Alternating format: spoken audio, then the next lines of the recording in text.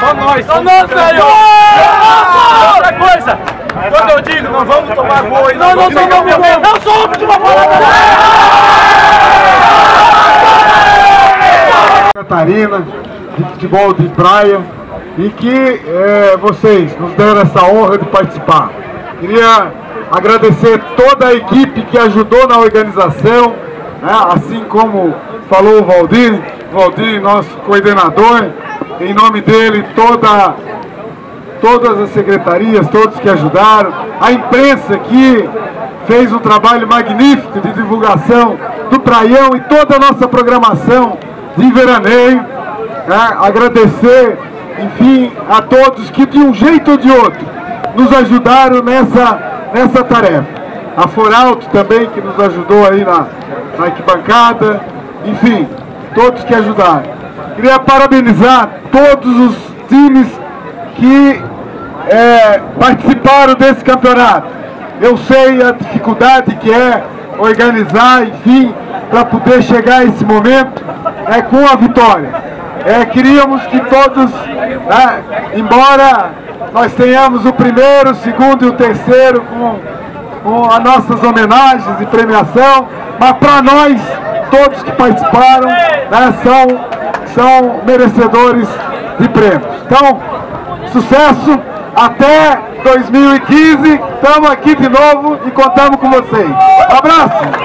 Vamos chamar aos vereadores.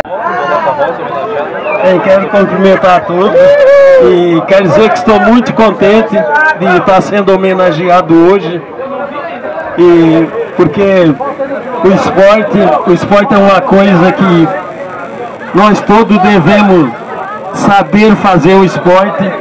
E eu quero dizer que se eu estou sendo homenageado, porque há 25 ou 30 anos eu fiz esporte dentro desse rincão, eu dei o primeiro título de campeão do rincão, foi eu que dei esse título, e quero dizer que o rincão teve aqui um grande time de futebol, e graças ao trabalho que a gente fez, não só eu, como outra diretoria que a gente tinha aí, que fez parte, inclusive o Valdemar jogou, eu era treinador, o Valdemar jogou, o Valdemar foi presidente do time da praia, e a gente só tem a agradecer.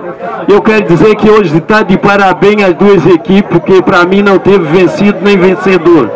Eu acho que o importante foi o show de esporte que foi dado, e eu acho que o esporte se faz dentro de campo. Dentro de campo é que se ganha o esporte, sem violência, como hoje.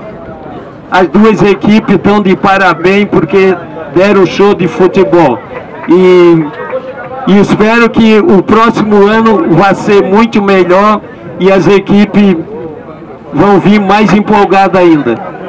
E muito obrigado. Prefeito do vizinho município.